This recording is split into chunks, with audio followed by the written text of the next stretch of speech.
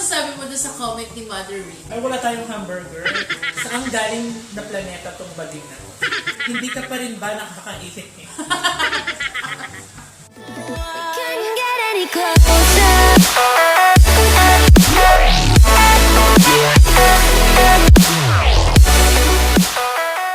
Hello world! So ngayon, ito, by request. Marami na request kasi sa akin na gumawa ng Jollibee mukbang at syempre kasama natin ngayon ang trending na si Gretchen Diaz. Hello!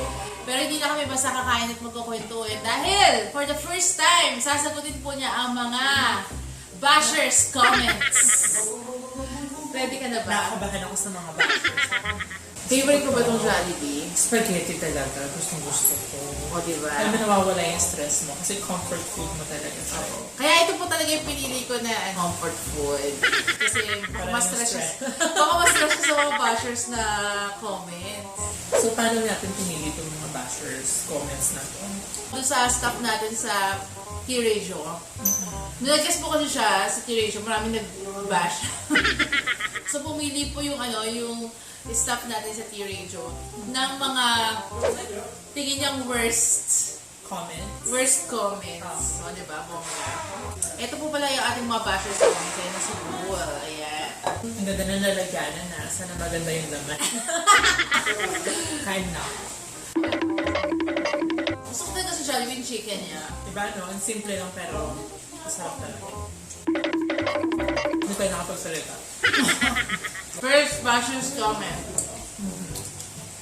Kabahan ako. Ang sabi? Bakit di ka na lang magdala ng arenola? Oh. Padalan niyo po ako ng arenola. Tagalog po yung sponsor ng Anirola. Padalan niyo po ako ng arenola. Para di na po ako magdala. Oh, wow.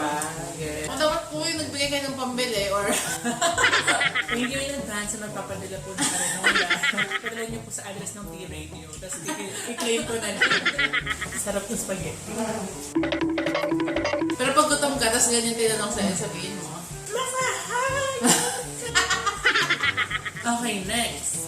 Inuuna mo yung issue sa'yo kesa sa mga magsasakang naghihirap. Eh, ngayon pa lang pong issue ko na ko pa lang yung pinagalaban ko, sinasabi na napapansin ako, tapos ano pa kaya kapag pumunta ako ng Senado, ang pinagalaban ko yung mga magsasaka. Diba? Pag umatay ako ng mga interview, ang kinikwento ko tungkol sa mga magsasaka.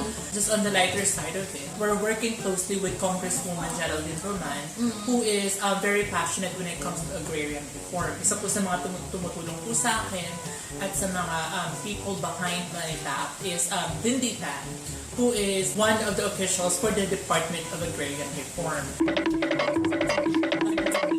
So yun po, hindi lang po tayo basta lumalaban sa karapatan ng mga LGBT o ng May iba pa. gender. Ang hindi lang po alam ng mga tao at ng media, tumutulong rin po tayo sa mga may hirap nating kababayan. Isa na rin po doon ang mga magsasaka. Pero hindi mo naman masyado ng Oo, pero ina-announce. hindi naman ako mag-aano ng magsasaka. Ngayon, ano ba yun? Nag-epal na naman siya.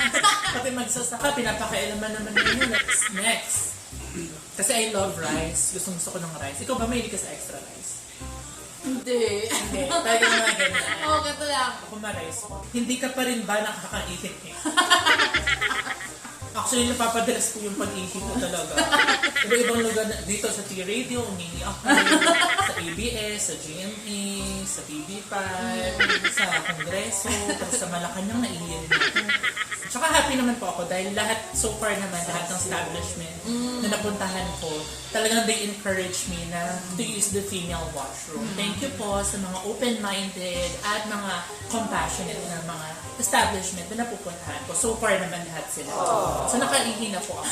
Mahirap naman po, more than 1 month na po yung incident. Hindi pa ako Okay, next. Pa-famous ka lang, pinalaki mo pa yung issue. Hindi ko mag-gets yung ibig sabihin nila ng pa-famous. Ang dami pong mga tao talaga, ang mga nagpapa-famous, ginawa na lahat, tumambling-tumbling na yata.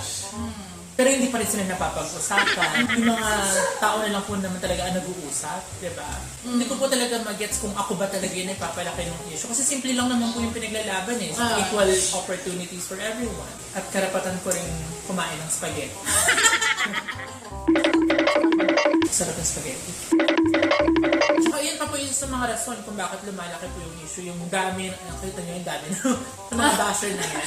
Kaya po siya napapag-usapan, kaya po mas lalo pang hindi mamatay-matay yung issue kasi ang dami gumagawa ng memes, Oo. ang dami po nagko-comment na kung ano-ano, na wala naman talagang connect sa issue. Pero kung tutuusin po, tama po kayo, napaka-simple lang ng issue. Hindi na sana dapat pinapalitan. Next.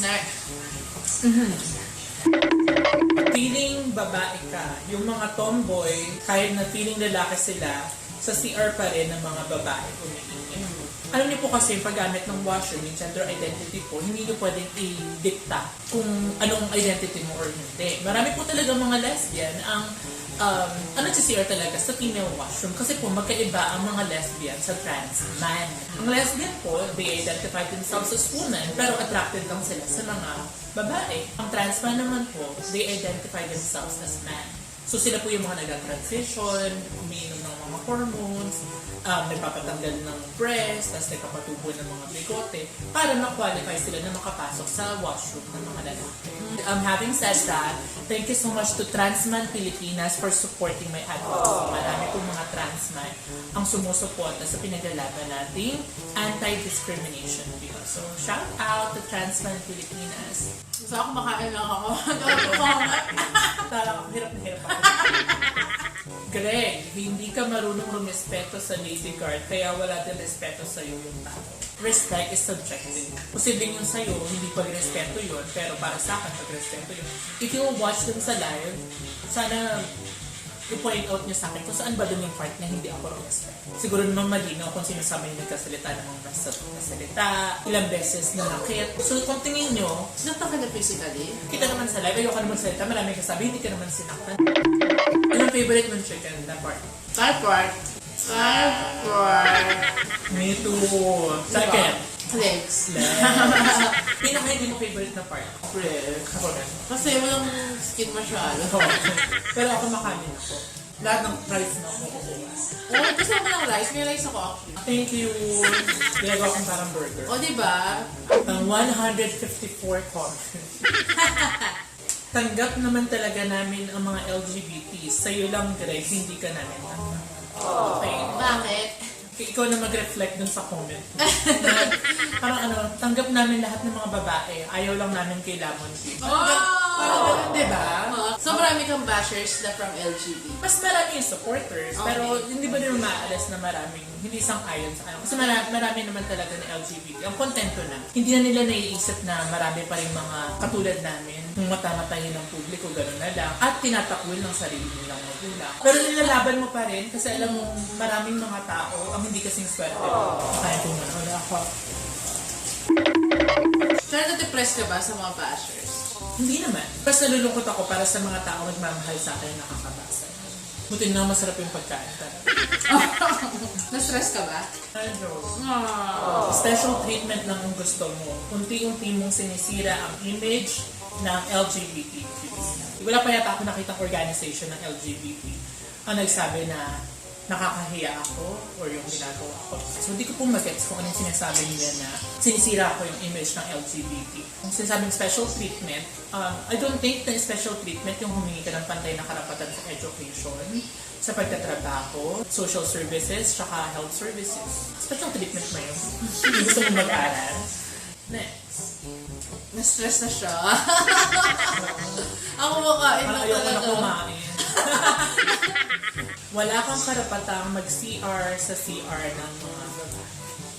Okay, ikaw na may karapatan. CR ka na. Saan ba ka nakuha yung karapatan? Saan ba pwede magpa-register? Pero thank you po din sa mga establishments who's letting me use their female comfort. Nakikipaglaban sa karapatan niya. Tapos ang mga totoong babae ang tatanggalan niya ng karapatan. Paano po nangyari na matanggalan ng karapatan yung mga babae? Anti-discrimination bill po nagsasabi na bawal kang i-discriminate base sa iyong kasarian. So, ibig sabihin, kung ano ang karapatan ng lalaki, dapat karapatan din ng babae. Kung anong karapatan ng babae, dapat karapatan din ng LGBT. Dapat pantay-pantay. So, paano ka maaalisan ng karapatan? Ano? Saan ka galing? Saan galing na planeta tong baling na to? Men are from Mars, women are from Venus. So, kami, galing kami sa Earth. Kayo lang ang nakikituloy dito. Oh, di ba? Gusto ko yun. Nakikituloy lang po kayo. I think she/he/it need a psychiatrist. Don't worry po, regular po mag-visit po sa psychiatrist po. Meron po akong mga psychological therapy dahil nga po sa stress. Sa mga pambabash. Sa mga pambabash. Yeah. Hindi po biro yung pinagdadaanan. At hindi po biro ang magkaroon ng mga psychological breakdowns and disorders. So last question, last basher comments na. Tapos tatanong naman ako, di ba? Uubusin ko muna yung nagutan na lang talaga. Nadadamay mo pati ng mga matitinong bakla dahil dyan sa ihi mo bakla. Ang daming bakla sa isang session. Hindi naman mga matitinong bakla ang dami. Siguro pati mga mahihirap na bakla, walang pinag-aralan, yung mga nasa abroad, tinangwil ng pamilya. Lahat po tayo dito. At hindi lang po mga bakla. Tomboy, lesbiana, bisexual, asexual, intersex, male and female. Lahat po ito, usapin po natin itong lahat. Dapat dumadamay sa issue na to. Dapat yung buong Pilipinas should talk about it because this will determine our future, diba? Kung ano yung future na kalalakyan ng anak mo, yung culture ba ng discrimination, o gusto mong lumaki yung anak mo sa isang environment where every people respects and nourishes one another, kahit ano pa yung gender. Kumain ka sa Sana may tanong to sa Miss Universe. Yung mga bashers. Oo, next Miss Universe, gano'n na lang mo. Ayan. Ay, natapos din Natapos din mga bashers ko eh. So, diba? Sunugin. Sunugin at palayain ang kanilang mga kaluluwa. Sasarado ko na po para yung sumpanin nyo, hindi na makadagdag ng negativity sa mga. Pero nagsicheck ka ba ng mga comments ng mga bashers from time to time? Minsan. Pero nung first week, nung incident sa akin, doon ako mas madalas mag-check. Kasi syempre, kapag may basher na ganyan, sometimes they have a point, diba? And you just need to educate them about the situation, ano ba yung pinagkalaban mo, and hoping na it would change their mind and change their heart. Pero nung habang tumatagal na, nagiging senseless na yung mga bashing, yung mga memes na ganyan, parang it's not worth my energy kasi marami pa akong kailangan tulungan, marami pa akong kailangan kausapin, marami akong kailangan puntahan. Kaya hindi ako masyado nagbabasa, not unless it's an intellectual comment. Ano masasabi mo doon sa comment ni Mother Reed? Ay, wala tayong hamburger. Ang mga bakla daw. Kahit gilingin mo man yan, bakla pa rin. At sinasabi niya na wala daw ibang nakakaintindi sa isang bakla, kundi kapwa lang bakla. Kahit daw sarili mong pamilya, hindi ka maiintindihan. Siguro message ko na lang, hindi na lang sa kanya, message na lang doon sa mga bata na LGBT o yung mga confused pa sa nararamdaman nila. Tapos makakarinig sila ng comment na ganyan galing sa isang icon sa LGBT. Gusto ko sabihin sa mga batang LGBT nakarinig nun, hindi po kayo basta bakla lang. Meron kang karapatan sa mundong ito at hindi ka dapat nilalang lang. Ikaw ang makakapagsabi kung ano ang lugar mo sa mundo. Kasi kahit anong sabihin ng mundo sa'yo, kung meron kang pangarap para sa sarili mo, walang dapat humadlang para tuparin mo yung mga pangarap. Kahit ngayong baka, yung beef, kahit na bakla, tomboy, o lalaki, masarap pa rin mga. Ano naman ang masasabi mo sa issue na sinabi ni Tito Sen? First of all, ang batayan po ng pagiging babae, hindi yung ability niya to reproduce. Pagiging tunay na babae po, nasa pagkatao na yan.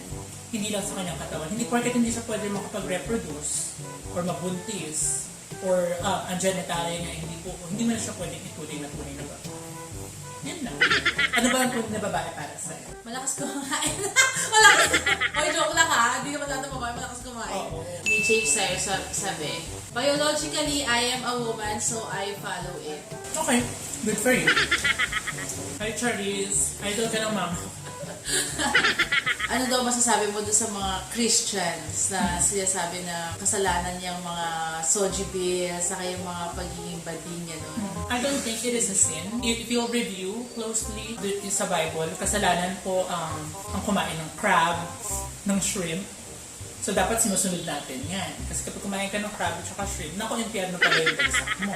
Pero sabi nga ni God, I'll give you another commandment which is supposed to be most important commandment of all. And that is to love one another.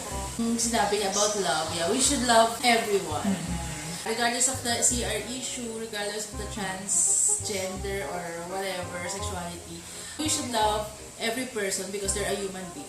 Diba? Kasi mga pambabash, minsan kasi hindi makatawad mga pambabash, yun lang comment lang. I mean, regardless sa mga usapang CR, mga usapang sexuality, be makatao lang. Parang, minsan kasi yung mga bash, parang masakit lang. Yun lang. Hindi, kasi yun naman talaga ang purpose nila. Kaya nga siya tinawag na bash. Gusto lang talaga nila makasakit sa kapwa. Ganun. Gusto nila i-down yung kapwa nila. Diba? Instead of giving out a valid point, wala na, i-bash na lang natin siya sa itsura niya, sa pagkatao niya, diba? Which is the very reason why we are pushing for the anti-discrimination bill. So, ang dami nakikurious. Ilang taon ka daw pa nung nag-start ka mag-CR sa CR ng babae? Second year college. So ilang taon? 28 ka ngayon, di ba? Oo, 28. So siguro mga 17. 17 years ago? 18. Hindi, 17 years 17. old. Okay. Thank you very much, Gretchen Diaz. At bibigyan mo ang ating invitation para makasama ka kumain ngayon. Thank you. O, di ba? At Thank you for least, inviting me. ubusin mo pa yun, At sa makain. Yes, thank you. Thank you, Jollibee. Ayun. At thank you din sa pagiging sport mo na sumagot ng mga bashers questions. Ayan. Don't take na lang my comment seriously. Kung sabi nyo nga, hindi na dapat binibigyan pansin. So, don't take it seriously na lang po. Baka may kung gusto niyo po Follow up. follow-up bash. Joke lang. Ayan lang, guys. And again, thank you. And please don't forget to like and subscribe. See ya!